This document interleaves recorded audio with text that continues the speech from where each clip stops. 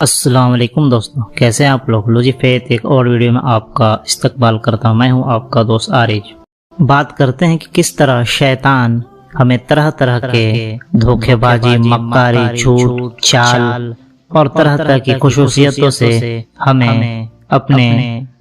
جال میں پھنسا لیتا ہے اور ہمیں اپنے دھوکے میں رکھ کر بڑے بڑے گناہوں کے کام کرواتا ہے اور ہمیں ایک خوش فہمی میں رکھتا ہے۔ چلیے بنا وقت ضائع شروع کرتے ہیں۔ ایک بزرگ نے شیطان سے پوچھا کہ مجھے تمہارے جیسا بننے کے لیے کیا کرنا پڑے گا؟ تو شیطان بہت خوش ہو گیا کہ ارے یہ تو خود ہی اپنے اس میں آ گیا، میرے جال میں آ گیا۔ تو شیطان نے کہا کہ جب بھی کوئی چیز بولو تو جھوٹ بولو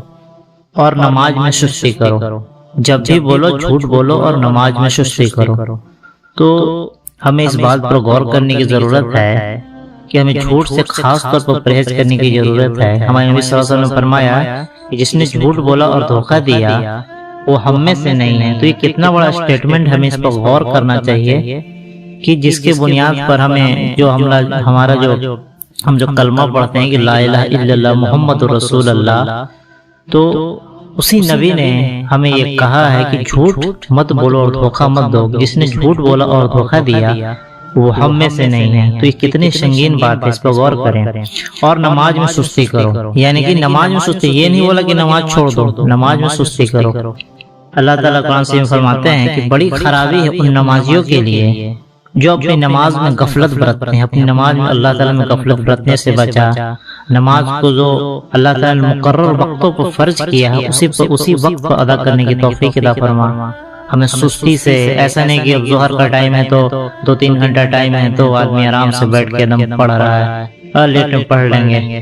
پھر اسی طرح فجر کا ٹائم ہے تو پڑھ لیں گے آخری وقت میں، اسی طرح عشاء کا ٹائم ہے اور رات بھر ٹائم میں پڑھ لیں گے، سحری سے پہلے پڑھ لیں گے۔ تو اس طرح سے نہیں، نماز میں ایک دم سستی نہیں۔ بعض جماعت مرد لوگ جو ہیں مسجد میں جا کر نماز پڑھیں، سنتیں گھر پر پڑھیں، عورتیں گھر پر نماز کا اہتمام کریں، اور جہاں پوسیبلٹی ہو مسجد میں پڑھنے کی تو وہاں پڑھیں۔ جو عورتوں کا جو پڑھنے کا جو صحیح طریقہ اس حساب سے پڑھیں، یعنی کہ پہلے مرد پہلے صف میں، پھر بچے، پھر عورتیں ایک دم لاسٹ صف میں، وہ بھی پردے کا خاص اہتمام ہو تب۔ تو نماز میں سستی سے بچیں۔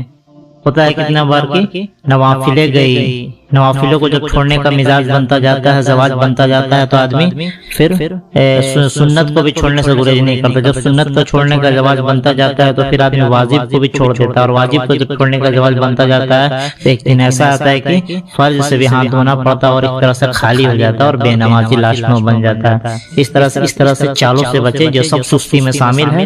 اور یہ سب خرابی ان نمازیوں کے جو اپنی نماز میں غفلت برتتے ہیں، یہ سب اسی میں شامل ہے۔ چاہے سستی ہو، چاہے دیر کرنا ہو، چاہے نماز لیٹ سے پڑھنے جانا ہو، یا تیسری رکعت میں پہنچنا ہو، یا چوتھی رکعت میں پہنچنا ہو، یا جماعت میں لیٹ سے پہنچنا ہو، یا آخری رکعت میں پہنچنا ہو، سب اسی میں شامل ہے۔ یا ٹائم سے نماز نہیں پڑھنا ہو، یہ سب اسی میں شامل ہے، سستی کرنے سے۔ ایسا کرتے کرتے ایک دن ایسا آتا ہے کہ وہ نماز سے بھی ہاتھ دھو بیٹھتا ہے۔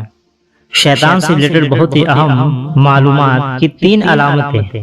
علامتیں جس کے اندر ہو وہ شیطان کے قابو میں بہت ہی آسانی سے آ جاتا ہے۔ وہ علامتیں کیا کیا ہیں؟ تکبر، یعنی کہ گھمنڈ، ایگو، میں کچھ ہوں، گھمنڈ آ گیا، تکبر کسی بھی چیز میں، تکبر۔ اس کے بعد خود پسندی، یعنی کہ ہم جو کرتے ہیں نا وہ صحیح ہے، مطلب یہ آ جاتا فیلنگ نا کہ ہم جو کرتے ہیں وہ ایک دم کریکٹ کرتے ہیں، ارے میرا یہ تو بات ہی الگ ہے، یہ مطلب ہر چیز میں خود پسندی، میں ہی میں۔ تو یہ دوسرا علامت۔ اور تیسرا کہ گناہوں سے غافل، یعنی کہ گناہ کرتے جا رہے ہیں، ذرا سے بھی کوئی خیال نہیں، نہ کوئی توبہ کا خیال، نہ کوئی معافی مانگنے کا خیال، اور نہ کوئی اس کو چھوڑنے کا خیال، بس کیے جا رہے، یعنی کہ یہ گناہوں سے ایک دم غافل، کوئی پرواہ نہیں، کوئی فکر نہیں، ایک دم گناہ کیے جا رہے ہیں۔ تو یہ جو تین علامتیں، یعنی کہ تکبر اور ایک خود پسندی، یعنی کہ میں ہی میں، اور پھر گناہوں سے غافل، یہ تین علامتیں ہو جس کے اندر، تو سمجھ لے کہ وہ شیطان پوری طریقے سے قابو میں آ گیا ہے۔ اور تین جگہ محتاط رہیں، وہاں شیطان کا حملہ بڑی تیزی سے ہوتا ہے۔ خلوت، تنہائی میں نامحرم عورتوں کے ساتھ بیٹھنے سے وہاں شیطان ہوتا ہے اور طرح طرح کے برے خیال ڈال کر برائی پر ابھارتا ہے، اور حتیٰ کہ وہ کب گناہوں میں وہ شخص مبتلا ہو جائے اسے بھی ہوش نہیں رہتا۔ اور دوسرا اللہ سے کسی بات کا عہد کرو تو فوراً ترنت پورا کرو، اس میں تعبیر نہ کرو، یعنی کوئی بھی ایک عہد کیا، کوئی قسم مان لیا، کوئی منت مانگا تو جلد سے جلد پورا کرو، اس کا تاخیر نہیں کرو، نہیں تو شیطان اس کے اندر وسوسہ ڈال اس تاخیر کرتا رہتا ہے، یہاں تک کہ اسے ایک طرح سے وہ تاخیر ایک دم ختم کر، جیسے مان لے کہ کوئی کامیابی پر آپ نے روزہ کا یہ منت مانگ لیا، یا پھر کچھ ایسا مانگ لیا کہ ہم کچھ کریں گے یا کچھ بھلائی کا کام کریں گے، کچھ بھی کریں گے، قرآن شریف ختم کریں گے یا یہ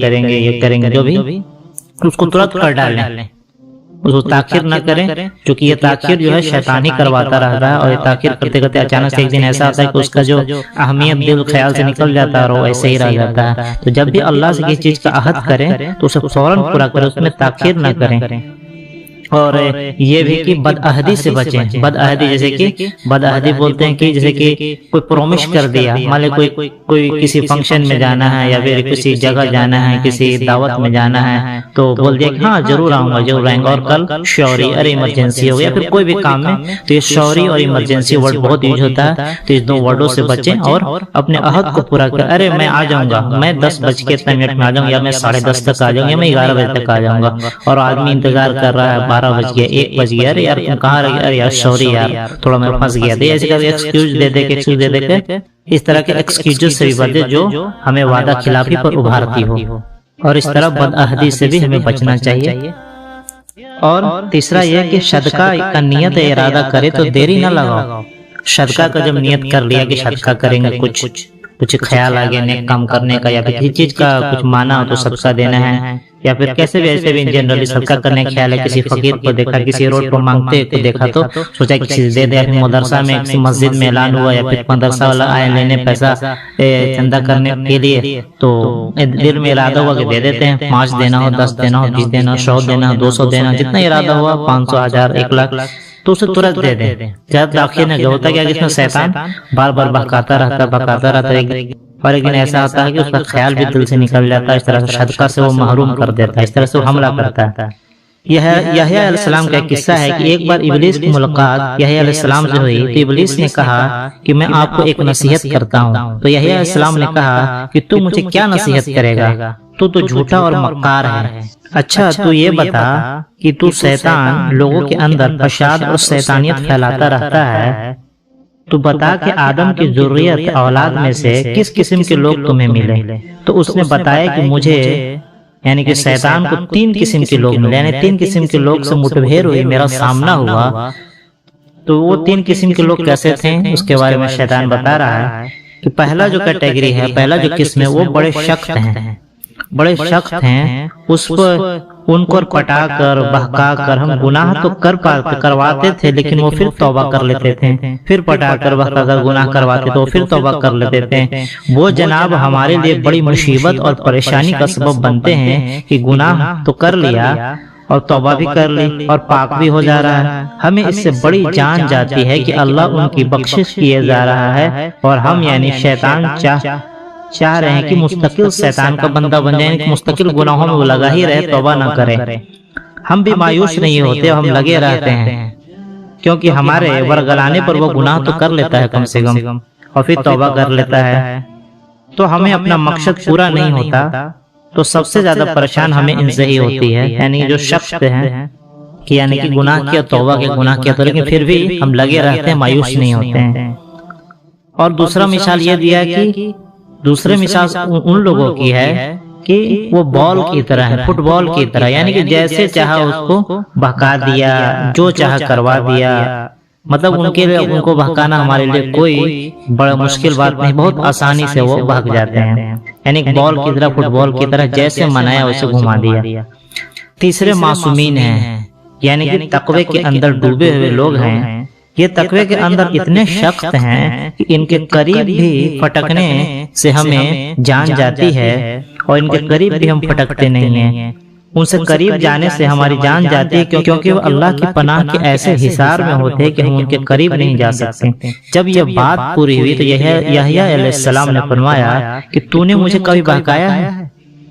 تو شیطان نے کہا ہاں، ایک بار جب آپ کے پاس کھانا آیا، رات کا کھانا، تو میں نے آپ جو اللہ تعالیٰ نے مجھے طاقت دی ہے اسی طاقت کے بل پر میں نے آپ کے دماغ پر چھا کر اس کھانے کو میں لذیذ بناتا چلا گیا اور آپ کے دماغ پر وہ بتاتا چلا گیا کہ یہ کھانا کافی لذیذ ہے، تو آپ نے خوب کھانا کھایا، خوب پیٹ بھر کے سکم سیر ہو کر کھانا کھایا۔ تو اس سے کیا ہوا کہ آپ کو کافی اس دن نیند آیا اور آپ کی تہجد چھوٹ گئی اور میں کامیاب ہو گیا اس میں۔ یہ سن کر یحییٰ علیہ السلام نے کہا اچھا سکم سیری سے بھی تم نیکی کا راستہ کاٹتے ہو، یعنی کہ خوب پیٹ بھر کھانا کھلوا کر، لذیذ کھانا کھلوا کر، کھانے کو لذیذ بنا کر یا کھانے کو لذیذ پیش کر کے دماغ پر کیا بہت ٹیسٹی کھانا ہے، تم لوگوں کو نیکی کے راستے سے روکتے ہو۔ اچھا تو میں اب سے میں بھی عہد کرتا ہوں کہ اب سے پیٹ بھر کر کھانا نہیں کھاؤں گا، پیٹ سے کم کھانا کھاؤں گا، تھوڑا کھانا کھاؤں گا تاکہ میری عبادت کے اندر خلل نہ آئے۔ یہ سن کر شیطان نے بھی کہا کہ میں بھی عہد کرتا ہوں کہ آپ جیسے اللہ والے کو نصیحت نہیں کروں گا، اور وہاں سے بھاگ گیا۔ اور ایک واقعہ جو آیا، ایک واقعہ شیطان سے ریلیٹڈ آیا، حضرت حنظلہ رضی اللہ تعالیٰ شادی جن کی ہوئی تھی اور بنا غسل کے ہی وہ جب جہاد کا حکم آیا تو میدان جہاد میں نکل پڑے اور پھر شہید ہو گئے، جن کو مطلب شہید ہونے کے بعد فرشتوں نے غسل دیا، جس میں ملائکہ نے غسل دیا۔ تو انہی کے بیٹے عبداللہ ابن حنظلہ کا قصہ ہے کہ جب نماز پڑھ کر وہ فارغ ہوئے، عبداللہ ابن حنظلہ نماز پڑھ کر فارغ ہوئے تو ابلیس نے کہا کہ تو نے مجھے پہچانا؟ تو عبداللہ ابن حنظلہ نے کہا کہ ہاں میں نے تمہیں پہچان لیا کہ تو ابلیس ہے۔ تو ابلیس نے کہا کہ تم نے مجھے کیسے پہچانا؟ کہ تو حضرت عبداللہ ابن حنظلہ نے کہا کہ میں نے تمہیں ایسے پہچانا کہ میں اللہ کو یاد کرتے، اللہ کا ذکر کر کے آ رہا تھا اور میں نے تمہیں دیکھا تو یہ ذکر میں رکاوٹ پیدا ہو گئی اور ذکر بوجھل ہوتا چلا گیا۔ تو اس نے کہا شیطان نے کہ آپ نے صحیح پہچانا، میں ابلیس ہی ہوں، میں ایک کام کی بات بتاتا ہوں۔ تو عبداللہ ابن حنظلہ نے کہا کہ تو اور کام کی بات بس رہنے دے۔ تو اس نے کہا کہ بس سن لے، اگر یہ بات آپ کو اچھی لگے تو قبول کر لیں ورنہ چھوڑ دیں۔ تو حضرت عبداللہ ابن حنظلہ نے کہا تو پھر بتاؤ کیا بات ہے؟ ایک بات کا خیال رکھنا، ابلیس نے کہا کہ ایک بات کا خیال رکھنا کہ جب بھی مانگو اللہ سے ہی مانگو، اس کے سوا کسی سے نہ مانگو، اور دوسرا غصے میں اپنے آپ پر قابو رکھو۔ اس کے بعد ہائے افسوس کرتے، یعنی یہ دو چیز بولنے کے بعد ابلیس جو ہے ہائے افسوس کرتے ہوئے بھاگا کہ میں نے یہ بات کیسے کہہ دیا، ہائے ہائے ہائے۔ یہ اللہ تعالیٰ کی حکمت عملی تھی کہ اسی ابلیس سے وہ بات کہلوائی جو لوگوں کو بہکا کر غیر اللہ کی طرف متوجہ کر دیتا ہے، اور لوگ اللہ کے غیر کی طرف پیر پکڑ کر سالوں سال لگے رہتے ہیں، اللہ کے غیر سے مانگتے رہتے ہیں اور اسی سے امیدیں لگاتے رہتے ہیں، لیکن اللہ کی طرف متوجہ نہیں ہوتے ہیں۔ جبکہ اس نے کہا کہ اللہ سے ہی مانگو، کچھ بھی مانگو اللہ سے ہی مانگو۔ اگر ہم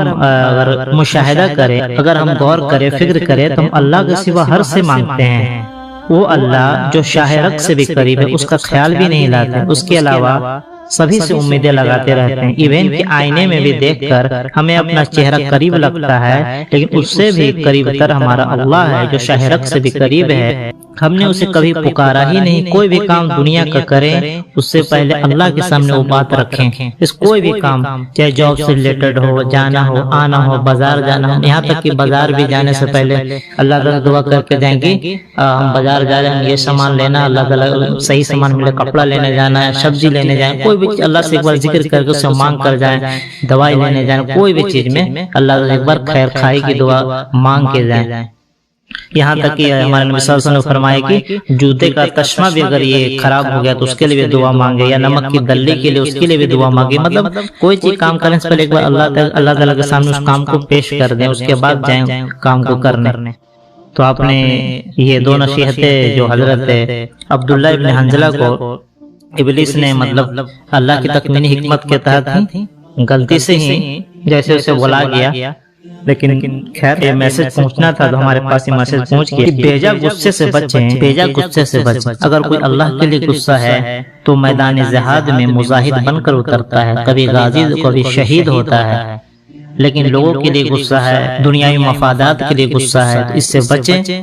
اور اپنے آپ کو غصے کی بلا سے بچائیں۔ تو امید ہو کہ آپ کو یہ کچھ شیطان سے ریلیٹڈ باتیں آپ کو پسند آئی ہوگی اور آپ اس پر غور و فکر کریں گے۔ سب سے پہلے جو میں نے بزرگ کی باتیں بتائی کہ جب بھی بولو جھوٹ بولو، یعنی شیطان ہونے کی علامت ہے کہ جب بھی بولتا ہے جھوٹ بولتا ہے، اور نماز میں سستی، تو یہ دو چیز ہماری حفاظت پر نماز میں سستی میں نے بتایا شروع میں، جتنے میں چیزیں ہیں بہت ساری چیز شامل ہے، اور بھی بہت سارے علامت غصے میں اور گھمنڈ اور بد عہدی، اس طرح کی تمام چیز، تو اس پر غور و فکر کریں اور بنے رہے ہمارے چینل لوجی فیت پہ۔ امید ہوگا آپ کو یہ بہت ہی پسند آیا ہوگا، اور یہ ہمیں اللہ تعالیٰ سے میں پناہ مانگتا ہوں، اعوذ باللہ من الشیطان الرجیم، اس سے بھی پناہ مانگتا ہوں کہ وہ میرے پاس بھی اللہ ہمیں شیطان کی مکاری چالوں سے، وسوسوں سے، جھوٹ سے، دھوکے بازی سے، فریبی سے، خوش فہمی سے، غلط فہمی، ہر طرح کے جتنے بھی اس کے چال ہیں، ہر چالوں سے ہماری حفاظت عطا فرما۔ بے شک تو ہی ہمارا کارساز اور نگہبان ہے، اور میں ہر چیز اللہ سے مانگنے والا بنا، آمین۔ بنے رہے ہمارے چینل لوجی فیت پہ، لوگ لائک سبسکرائب کرنا بھولیں۔